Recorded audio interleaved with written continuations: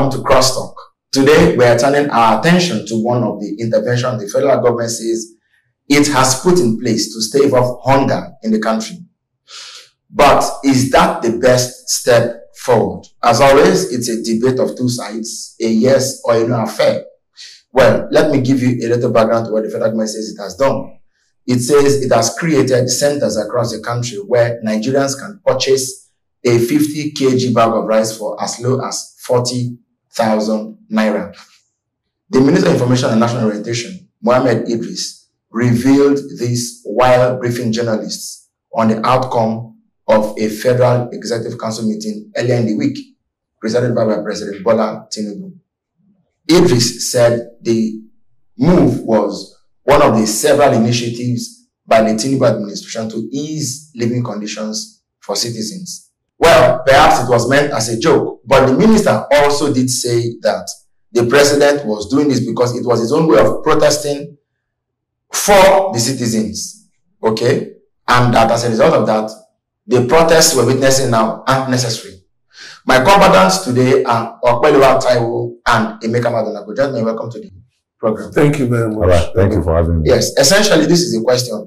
Should the federal government now intervene and set prices, or should they stay back and make sure the economy works so that demand and supply determines how much we buy what? Who goes first? Yes, I think the government has the right as given to it, but donated to it by the Price Control Act of 1977, specifically Section 4, which states we give the government the power to regulate controlled commodities in the country. So therefore, to the extent that the government has power over things like internal security, over controlled substances, weapons, and all of those things, you know, food, as part of its food security agenda, the government has the right. By the law or by the law? By the law. It's not fiat. The law has already empowered the government. This is what it should do. And so it is expected that government must make use of. The section talks about controlled commodities. Yes, which include motor vehicles and parts. And staples like yam and garri. Yes, even milk, sugar. So these are basic commodities. And what the government tries to do is to look at a basic price, which would have already taken care of, you know, a markup in terms of profit, where after we remove overheads, production costs and all that. So what the government is doing, the act does not say that the government should arbitrarily, you know, make it difficult for operators of businesses to make profit, you know, to run their businesses in a manner that ensures that they can continue, you know, to invest and get returns. Okay. But what it does is that it does like in public procurement. The government, you know, the law allows a markup within which you would have taken care of taxes like withholding tax, VAT, and all of that, and then you are still within the threshold to make a profit. So it's the same thing that government has said. Yes, with price control, we will make sure there's a basic price after looking at the variables of importation or production. Then a basic price, transportation and logistics and all of that. That a basic price that, you know, will be acceptable to all. So the government should utilize that price, that power. Why do I have a feeling Madonago is making a case for the government remote controlling the economy? Let me state what I mean. Nobody knows what the exchange rate is today. So if you can buy something at 1,500 naira to $1, you come back, government says you can't sell beyond a certain threshold. Isn't that a danger for the economy? Well, you know, for me, as an ex-banker, I'm surprised that my colleague Emeka is having this conversation on behalf of the federal government, that they should be controlling, or there should be a price control on a food commodity and the rest. You know, when we talk about the activities of the economy, especially in the 21st century, in the developing economy, there's something we look at the legality and the technicality. But apparently, we are not looking at legality as of today. We are looking at the activity, the holistic approach within the economy. And when we are looking at the holistic approach within the economy, we are talking about variables like mentioned. If you are importing, for instance, if you are importing garri, or you are importing beans, or you are importing rice, like you earlier mentioned, we are in July and we're going to August. If as of July 1st, you are importing bag of rice at the range of 50,000 naira, all right, plus the duties and the rest, plus the duties and the rest that I mentioned cannot be quantified. Mark my word, cannot be. In Nigeria, it can't be quantified because by the time I leave the Nigerian Port Authority to get to my warehouse at Ikorodu, do you know how much I will have spent on the road? Moving my goods from the ports into my warehouse at Ikorodu. Not forgetting that even the import duty itself is not statutorily fixed, even by the government. It's fluctuating. So the import duty that is being charged by the government is fluctuating. So it's not my own price that you now want to fix. That is an economic mismanagement. Yeah, fine. So let's bring the matter to the middle. Federal government says to stave off hunger and prevent protests, they are sending rice to people that they can buy 40,000 naira per bag for 50 kg rice. I don't know if you've seen the rice. And I don't know if you bought it and government controlled rice. I don't know if you also believe that will help to stave off hunger. So how do you respond to that? Well, I'll speak first as an entrepreneur before I talk about, before I speak like a public interest advocate. As an entrepreneur, you see, government intervention in business is actually salutary because entrepreneurs, investors, cannot totally shoulder all responsibilities that have to do with economic activities. Otherwise, they will collapse. That is why you see that, in Nigeria, the government continues to control, and the government has not engaged in total deregulation because that will lead to the instant collapse of industries. Then, government in price control. One other function is actually the issue of innovation and differentiation. What do I mean by innovation? I'll take an example of when, I used to produce sachet water. We kept having issue of, cost of importation, dollar, and all of those things. Then it got to a point, and we said, wait a minute. Since there is a company called Indorama, that I think is producing from the second Port Harcourt refinery, that they produce rolls. And these rolls are actually of good quality and, measurable to the standard of imported, rolls. So that now brought up a new value chain entirely. A new value chain in the production, of, packaging of water, whereby you now had local producers because in the Indorama, so people gradually started selling off their imported machines. Because along with that, people started fabricating machines locally. And I'll tell you that is a big industry right now. People fabricating machines locally, for the production of sachet water and other things. So, by the time the Central Bank of Nigeria, under former President Muhammadu Buhari, now decided to put imported rolls under the prohibited list of 41 prohibited items, it didn't affect the industry. Ordinarily, it would have closed on the industry, but it didn't affect the industry at all because the industry had on its own, self-adjusted into differentiation. So, and the differentiation suited the consumers. So, what I'm talking about is this price control doesn't necessarily mean that government will use fiat to impose. It will also, government by that price control, also encourages practitioners, stakeholders in business, manufacturing, logistics, and all that to seek differentiation such that, they can adjust to the vagaries of exchange. I'm sorry, when Tinubu came on board and the Central Bank Governor, Yemi Cardoso, came up to say, okay, that the ban on those 44 items had been lifted. So it didn't affect the water packaging industry per se because they had moved on. Yes. So we were now saying that someone like me, I now said on a program, not here, that government should watch it. That some people don't go and claim they want to bring in packaged, poly materials, where with the intention of diverting dollars. Now, let me come to you. Two things come to mind. First is the fact that shouldn't government have taken care of the circumstances leading to them having to bring rice and say buy it at 40,000 naira, or even for other investors, instead of fixing price, why shouldn't government fix the challenges affecting entrepreneurs rather than coming to the point where they now have to start fixing price? They will give people money by themselves. Which is better, fix price or fix the challenges that businesses are facing?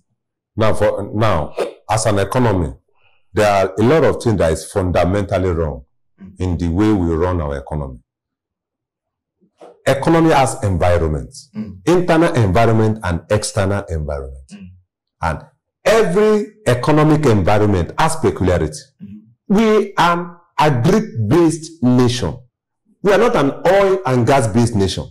Just because 1958 came and it's now an unnecessary evil to us, we now became a member of OPEC and we are now gallivanting with a oil win for here and there. It still doesn't make us an oil-based economy. We are an agri-based economy. So what does that mean? Let the government push more robust investments into the agri sector. Then there will be no need for price control, there will be no need for price regulation, and there will be no need for even palliative in the first place. Not to mention that you say you are going by tomorrow in some centers in Nigeria, I'll be selling rice for 14 naira per bag. It's not realistic and it's not sustainable. Yeah. And so it's not even acceptable. Perhaps why would never see any rice to buy? You can't even see the rice to buy because if that kind of political statement is dead on arrival. Do you know why? Some people sabotage the system from the beginning. They will sabotage the system because some of the guys who are going to be part of the policy, they are part of the business owners. So they will go ahead and bring some 5 million, 10 million and buy like one trailer in advance. And they do what? They will audit. So after 1 month and the whole noise has died, and what happened? They start bringing out their own rice and selling it at the range of what? 70,000, 80,000. Even though they bought it from government 40,000. So you can see that even going that route is an economic mismanagement and it's not sustainable. So I am solidly against anything that has to do with price control in the area of food sector or agri sector. Yes, Emeka, now taking this home, the minister said happily that the rainy season was here and that as a result, things will get better for farmers and so on. But we understand farmers haven't even been able to go to their farms to farm. In Kaduna, another place where they've been told you have to pay to plant, you have to pay to harvest and so on by terrorists and bandits. The question is, the minister is saying the rains are here and therefore we're hoping that a better solution other than, just do. How much of the happiness of the minister do you share? Well, because it looks like if that happiness is phantom happiness, then we are stuck with price fixing for a long time to come. No, I gave you an example of, how price fixing, price control. No, I don't call it price fixing, price control. I'd rather talk about price control because price fixing does not look at variables, but price control looks at the ceiling and the floor. There's a price floor and there's a price ceiling. So it looks at the variables that affect the two. Now, the crop, the food items that you can produce on a recurring basis, year in, year out, are maize every 3 months, vegetables maybe every 6 weeks, 6 to 9 weeks. But when you come to yam, cassava, cocoyam, those things are not things that you can produce on a recurring turnover basis, whereby it will be easy to keep foodstuff flowing. So what it then means is that when you have a situation like ours, a stagflation, stagnant inflation, there isn't a balance between demand and supply. Demand outstrips supply. That's where you have inflation. So in order to control it, what government can do, I suggest, in price control, is that just like I gave a scenario of sachet water production, government can now also create new avenues for investment in food production. Not necessarily that everybody must face yam. Everybody must face tomatoes. Everybody must face pepper. You saw Alhaji Dangote, Africa's wellness, Alhaji Aliko Dangote. He invested billions, about 3 billion, in a tomato processing factory, but it had to close down because one, I think the location, he put it in Kano. Kano is not a place that is well known for tomato production. If you had gone towards Jos, Jos or like Oyo State, fine, maybe it would have done better. So the problem of having to transport tomatoes all the way from the belt, which is Jos, was a big no. And then, so it helps government to also say, okay, when there is a surplus, because there are times you have food surpluses.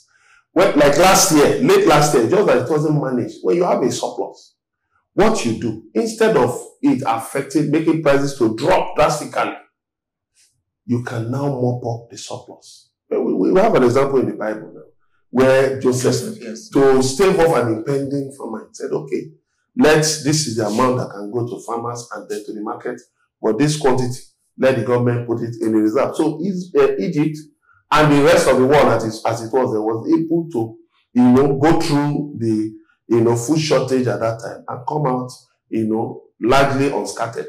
So that is why I'm saying price control is necessary, because there is an enabling act and government cannot ignore the act.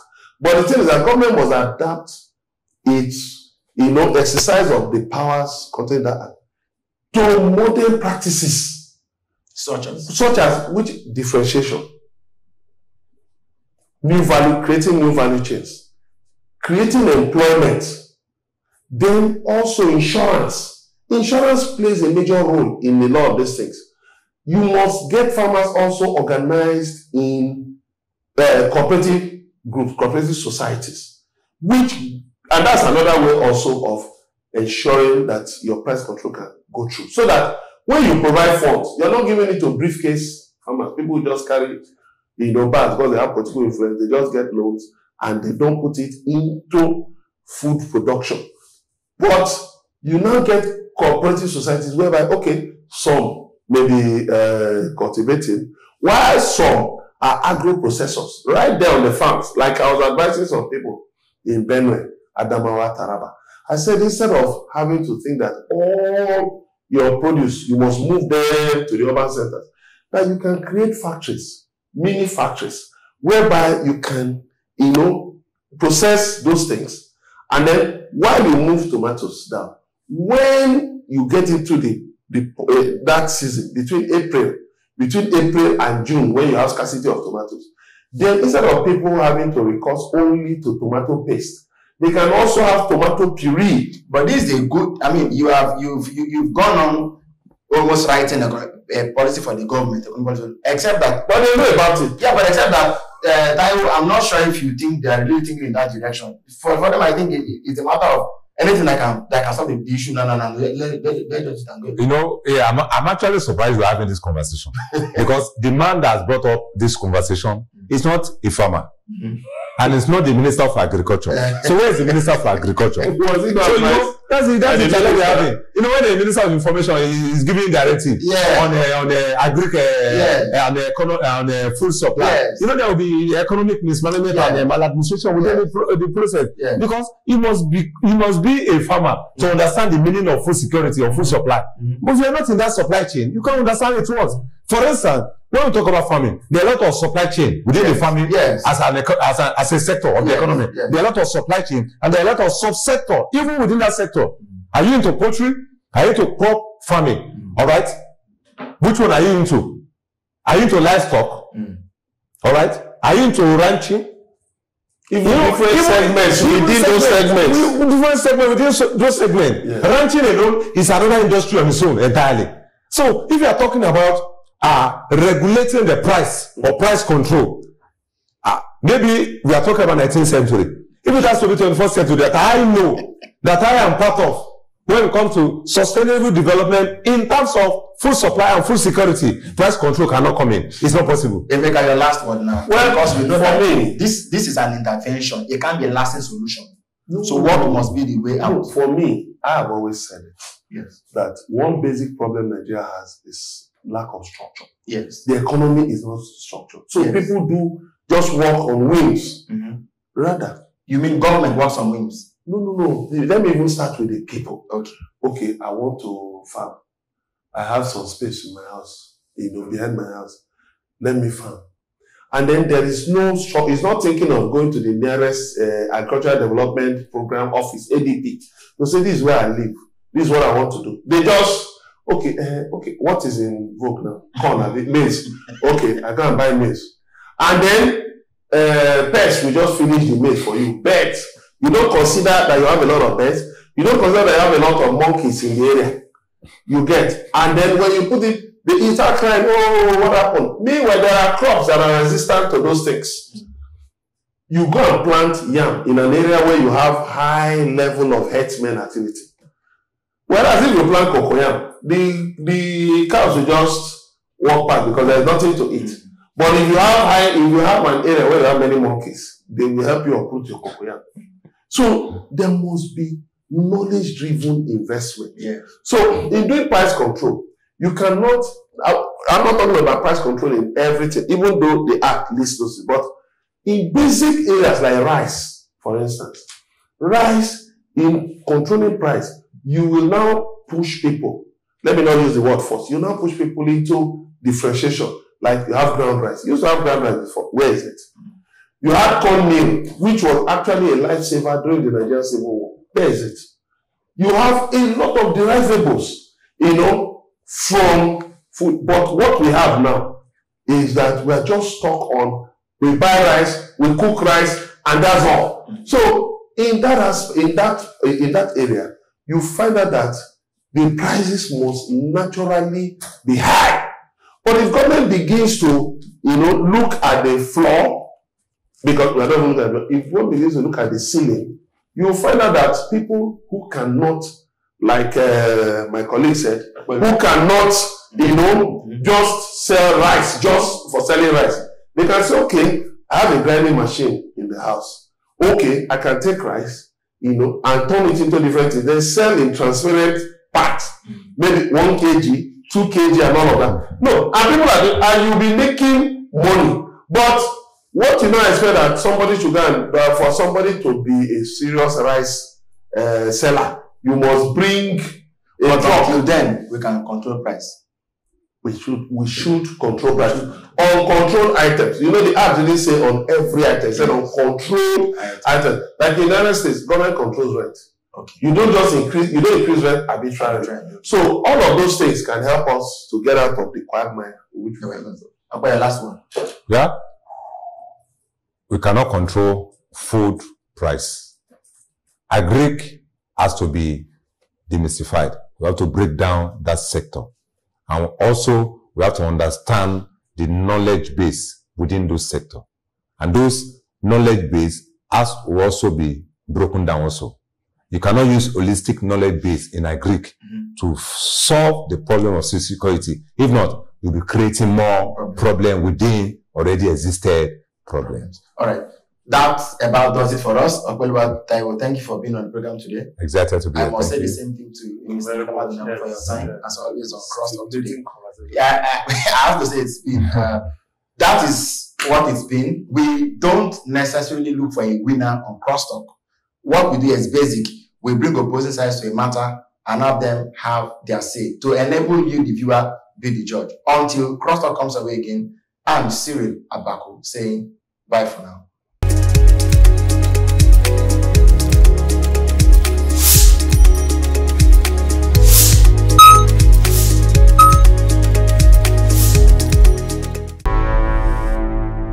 Enterprise TV, a tradition of truth.